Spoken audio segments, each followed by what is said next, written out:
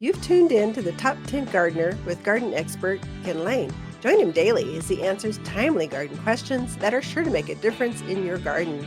Now, welcome your host, Ken Lain.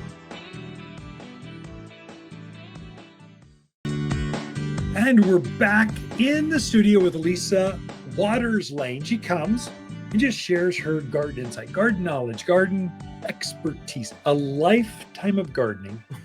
Grew up, was born physically here at the garden center on manure piles. Not true. I'm sure out in the parking lot.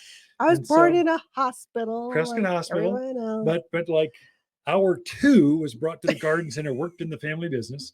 But she's got a wealth of garden knowledge, a gardener extraordinaire. I think there's some insight in sharing the microwaves, the micro airwaves. Kind of microwaves. Yeah. You just wear tinfoil. It's all no wonder fine. my hair is coming out. The microwave. Been on the microwave too much. Don't stick your head in the thing. Anyway, so welcome, Lisa. Now we get down that path. I have no idea.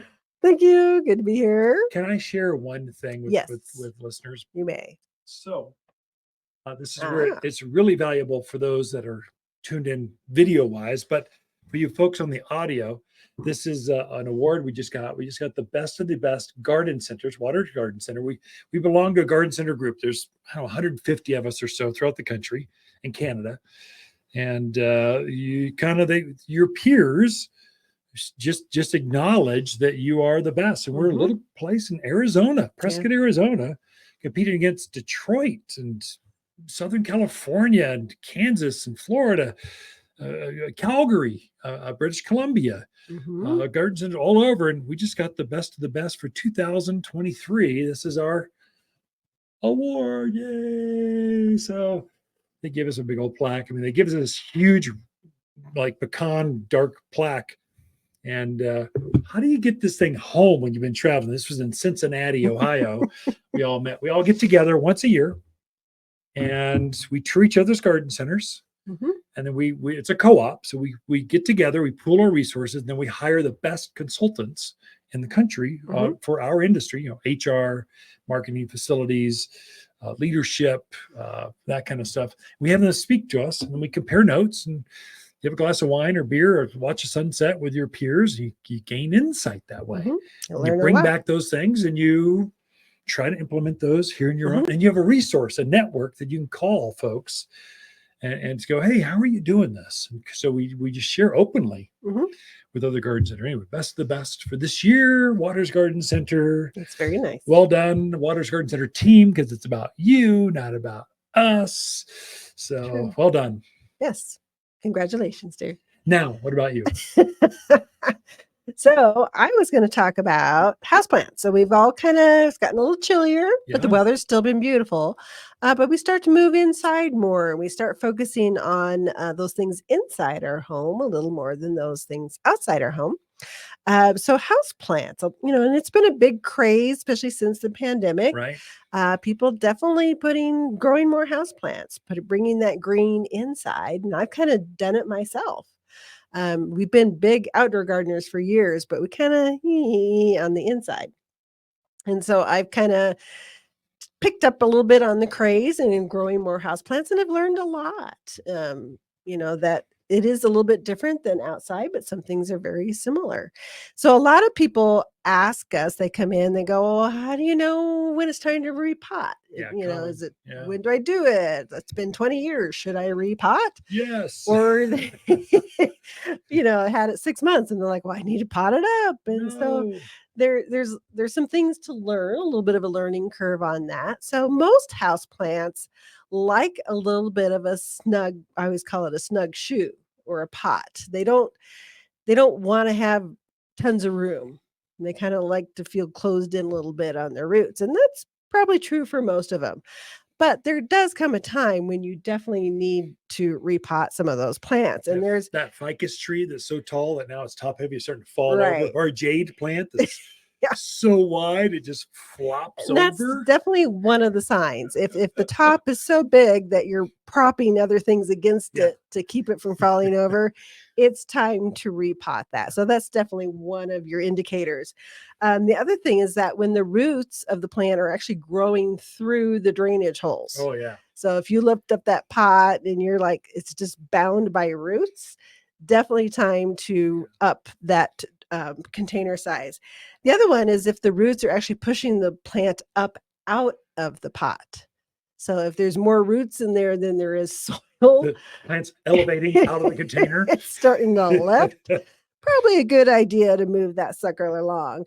Also, if the soil is draining out quickly, drying out quickly. So, it used to be you'd water it would stay wet for a week, but now it's like 3 days. And it just means there's not enough soil around that, the roots to keep it hydrated. So those are some of the indicators that maybe I should repot this. If it's been over 3 or 4 years. Oh, easily. It's probably time to repot your Right. plant.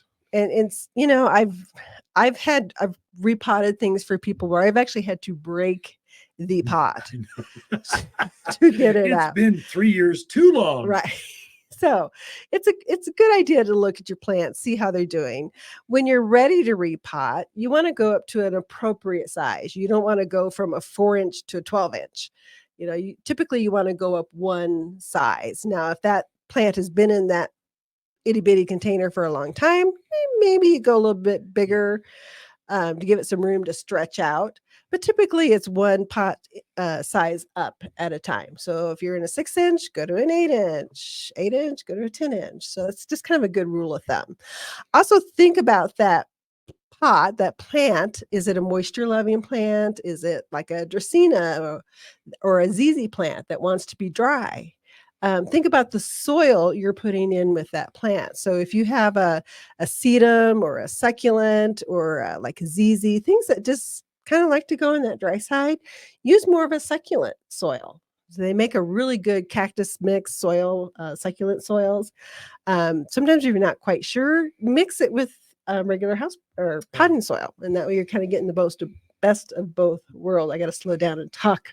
Soil is so important. Soil is everything for plants. Right. Just like the air we breathe, plants breathe soil. So you get good soil, they thrive. If you get bad, crummy soil, or they took shortcuts, or they just took whatever's on the reproduction floor and chucked it in a bag and said, this is potting soil, right, it might suffer. It probably will suffer. It makes a big difference. And one thing I can tell you, because I've had people do this as well, do not use soil from your yard. Oh no. Your plants will not be happy with that. Our soils are nightmare. Too heavy, too clayish, too compacted. So you might spend a few bucks, but how important is this plant to you?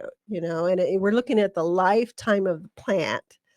So you can cost average that out. A $20 bag of soil, it's less than that. Water's is 15, 16 bucks.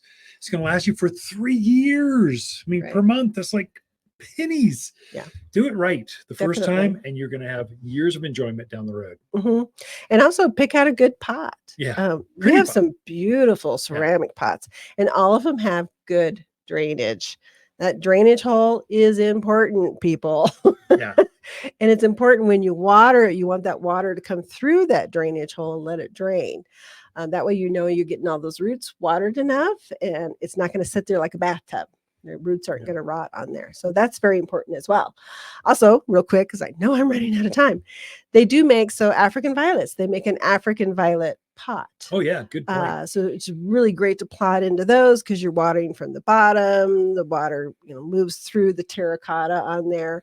Also orchids. So they make specific orchid pots because orchids really like to have air around their roots. So they make pots that have the holes on the sides that really are beneficial to them. So picking out the right pot, the right size, the right soil, all those things can really make a difference in how your houseplants behave. If you're in doubt, bring it to us. If it's small enough to put in the car and bring it to us, we can help you repot it even. Do that a lot. Or show you the right size, the next size up, or the right style. If you have an orchid that's still in that plastic sleeve from the florist, bring it in. It's good to bring it with you so you can put it in those orchid pots and see Mhm. which style looks best, because they're Yeah. beautiful. They're pieces of art. An African violet pot is an actual piece of art It that you is. plant, Yeah. that's made for African violets specifically, so the leaves don't spot and they Mhm. bloom longer. You're going to water less. And so if in doubt, bring it. If it's so big you can't bring it in, well, take a picture, take a measurement. We can help you with Yeah. that. Lisa, thank you so much. We are Sure. out of time. Ken and Lisa Lain, the Mountain Gardeners. Be right back after this. Magic berry hollies display a profusion of bright red berries fall through winter. The hardiest of the hollies, with glossy blue-green leaves, purple stems. It really shines in winter as a container plant right there at the front door. Gold sky holly, a smaller, kind of evergreen shrub that holds many branches of dense green leaves that are heavily edged in a sky gold. Gives it a unique look.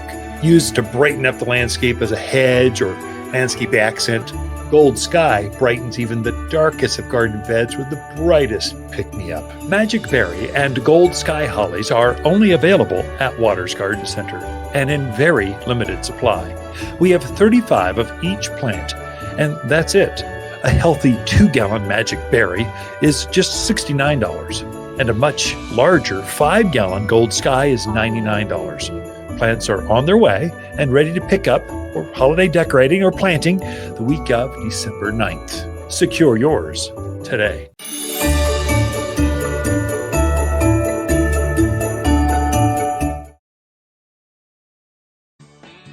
You're listening to garden expert Ken Lain, owner of Waters Garden Center in Prescott. Look for more tips, tricks, and garden shortcuts through Ken's website. Additional shows of this podcast, read his weekly garden column, or follow him on Facebook, Instagram at watersgardencenter.com. That's Waters with 2 T's, gardencenter.com.